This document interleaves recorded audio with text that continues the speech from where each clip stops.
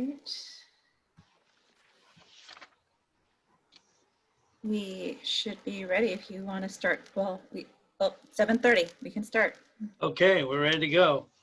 All right, I'm calling the meeting to order for the Marin Municipal Water District Board of Directors for October 6th, 2020. Could I get a motion to adopt our agenda? Oh, hold on. Let me do the roll call as soon as I can turn this off. I don't know why I can't turn this off. Hold on, people, I apologize. No problem. I don't know why this is still going. What's up?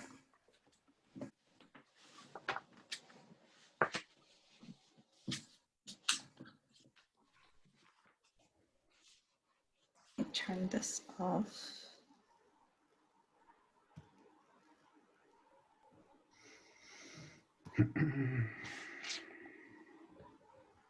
Okay, I believe I turned it off. You're good. Sorry. So I'm going to do roll call. Director Bragman?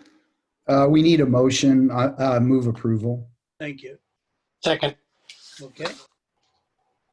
Sorry. I'm sorry, Jeannie, could you please take over while I look at behind the scenes? I apologize. Okay. Do you have the host? I'm going to make you host.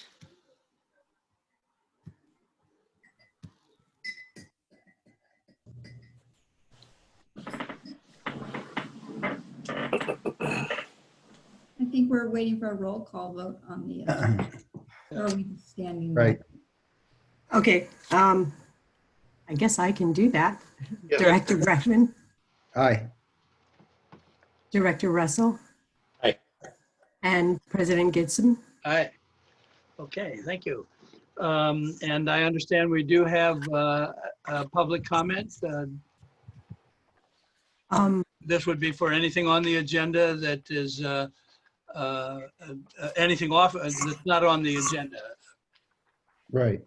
President Gibson, I believe we had one comment submitted earlier on a non-agenda item, and it was sent to the board and will be posted on the website. It's on a non-action item. All right. Okay, thank you. Do I have any comments, comments from any of the directors? And no, I'll pass on that. Okay, Larry? Other Larry? Over two on the Larrys. Okay, and I have none. So Ben and General Manager. I do have a brief comment. I wanted to share that we were notified last week that our application to fund phase 3 of Azalea Hills was recommended for funding by the state. We aren't celebrating yet. It still has some steps to go. Notably, we have to go through the NEPA, the federal environmental process, since it's federal dollars, but it is just one more reflection of the good work of staff leveraging the ratepayer dollars with grant funding. So we're hopeful in the next number of months we'll receive formal final notification that we're through the NEPA process and the funding will occur. I also wanted to briefly pass the microphone to Bob Maddow, who had a comment or two he wanted to share. Sure. Ben, before you go, how do you know the size of the grant? Yeah, it's sizable. It's $750,000 grant. And what's our match? Do you know the details, Crystal, the match? That's a good question. Matt does. Oh, that's right. There you are. Our match is $50,000. Wow. Wow. Good. That's good leveraging. Yeah, it really is. Yeah, boy. It's nice work, Matt, and everyone else, Yes, Sean, I'm yeah, sure. absolutely. That's very good news. Sorry, go ahead, Bob. Thank you. President Gibson, members of the board, and Mr. Harnstein, other members of the staff who are here. I just wanted to note the fact that this is the last board meeting before my tenure as interim general counsel passes. I will actually be stepping down from that role as of next Monday. And of course, next Monday, your new general counsel, Molly McLean, will commence her service for the district. I think the district is going to be in absolutely excellent hands when she arrives. And I think the district will be very proud of the tremendous addition she will be to your team. On behalf of myself and my law firm, we very much appreciate the fact that you selected us to fill this interim role. It has been challenging and extremely interesting for us. We've worked hard at it. I personally had the luxury of being able to stand back and watch Jared work. And I'll tell you, had he not been there, I don't know that I would have lasted a month. But seriously, it has been a very interesting and challenging 6 months, and we appreciate the opportunity and look forward to the possibility of, somewhere down the road in some other capacity, us providing special counsel assistance as the district may decide it needs. But our participation as interim general counsel is about to end. Okay. Thank you very much. All right. And Bob, I'm sure the district thanks you very, very much, but I personally want to thank you. You've been a great help, the entire time you were here, very professional, and I'm proud to have worked with you during that period. Thank you, Director Gibson. I very much appreciate that. Yeah, and you've made the transition, a very smooth and sort of not stressful time. It could have been a very tough time to go to new council. So it's been a pleasure, really. Thank you, Director Bragman. I appreciate that, and it has been my pleasure as well. I couldn't agree more, Bob. It's seamless and perfect as usual. And thank you for your wise input. Right. Thank you, Director. I appreciate that. And the bad news is we know where you are. So, all right. Can I get a motion to approve our consent calendar? Yeah, I just have a question for Ben on Porteous. Yeah. Is there any update on status? What's going on? Yeah, that's a good, I saw, oh, there you are, Mike. Can you give a,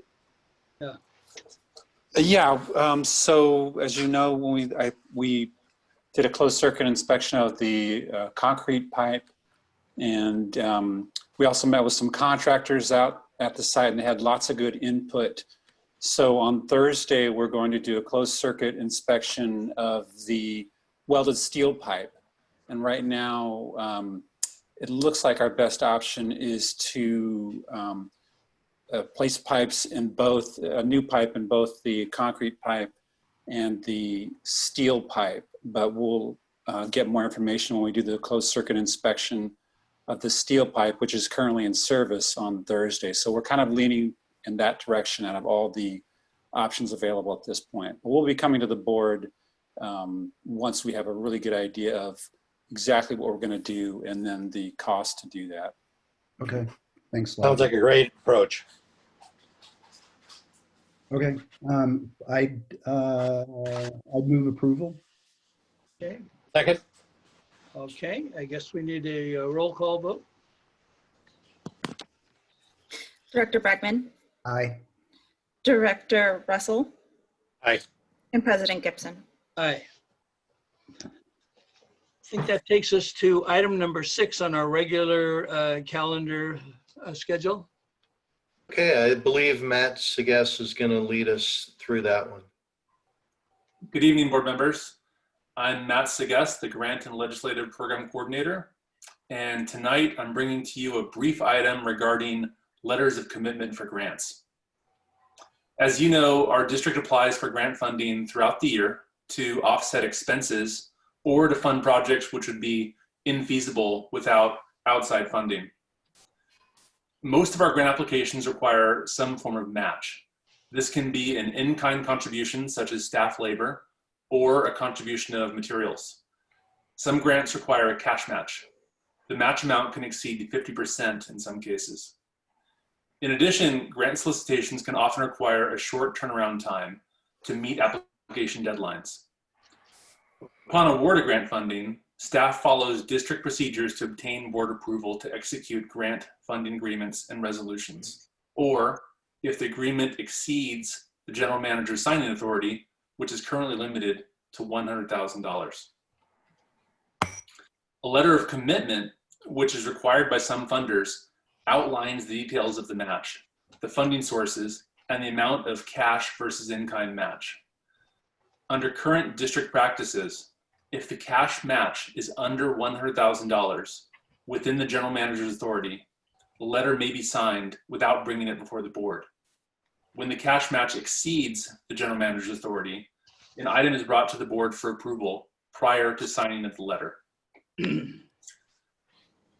To allow the district to be more agile and competitive with our grant applications, staff recommends that the board approve Resolution 8605, which authorizes the general manager to sign letters of commitment where the district match contribution, in kind and or cash, does not exceed $500,000 per grant.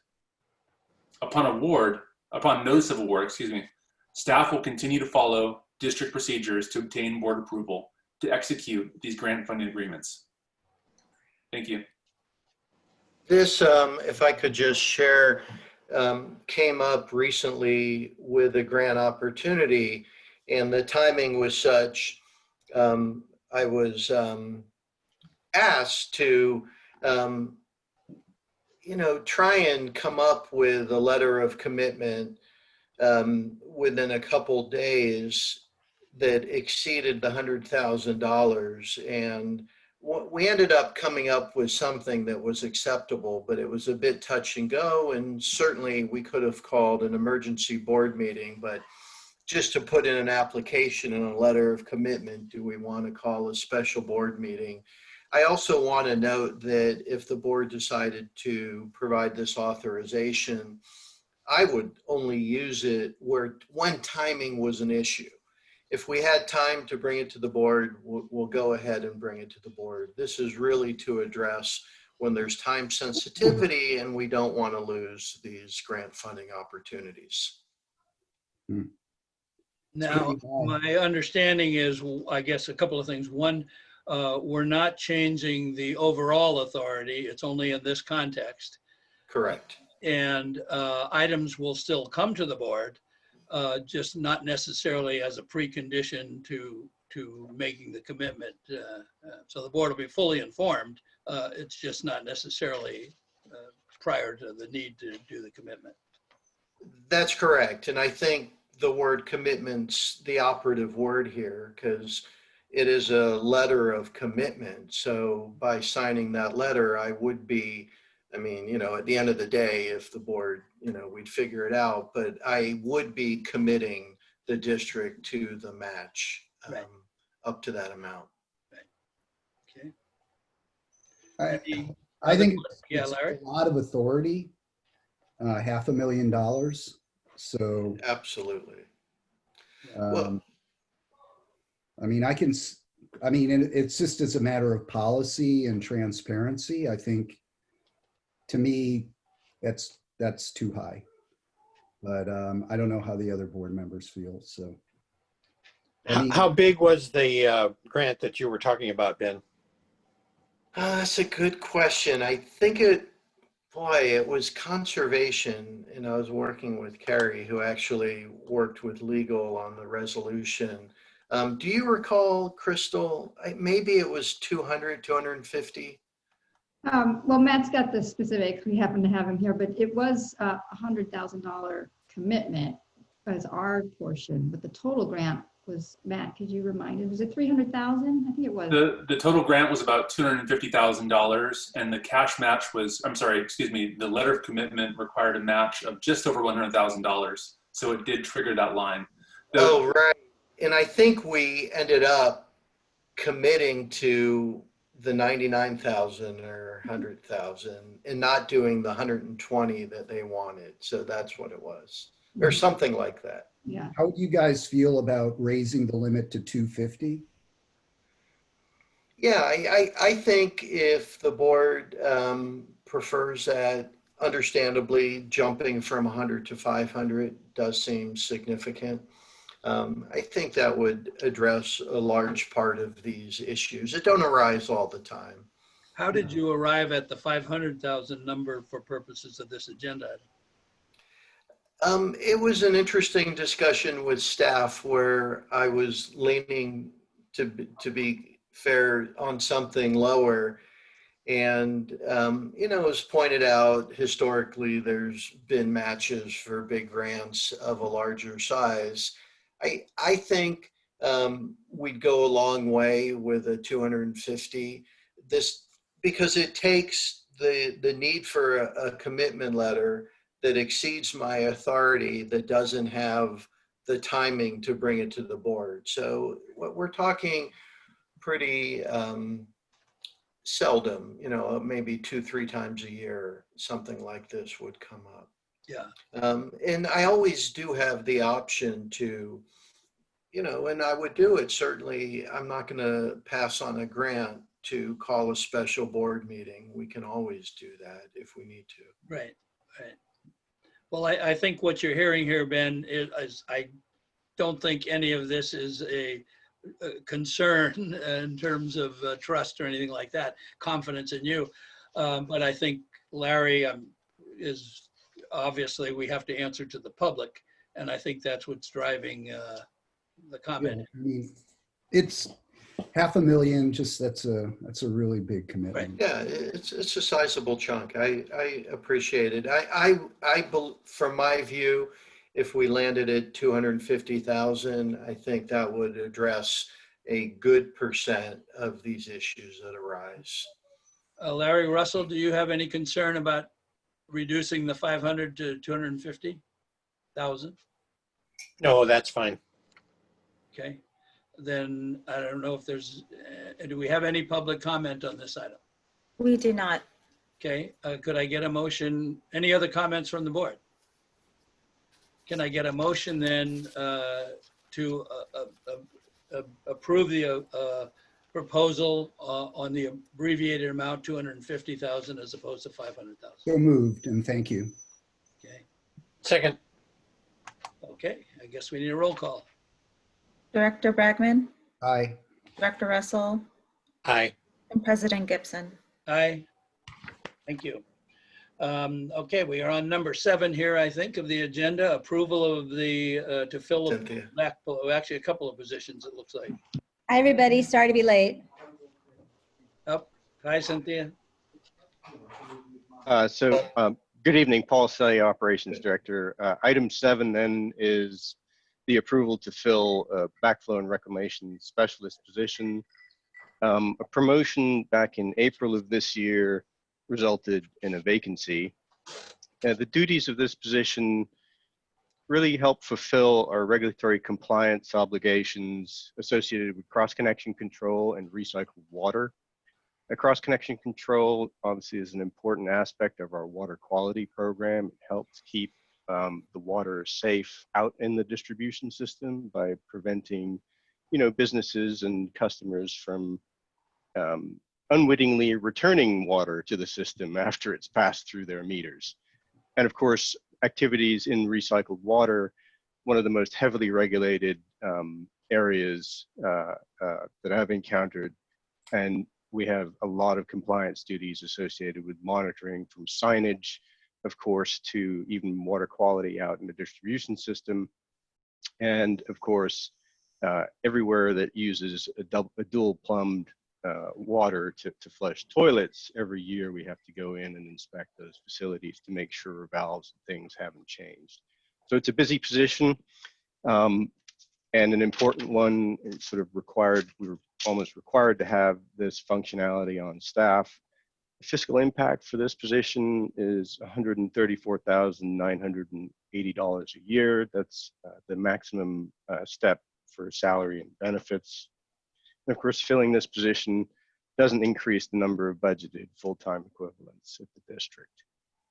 So staff tonight is seeking the board's authorization for the general manager to recruit and hire one backflow and reclamation specialist in the operations division.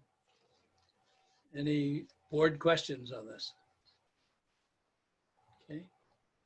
All right. Hearing none. Do we have any public comment? We do not. Okay. Can I get a motion to approve this hire? Move approval. Second. Okay.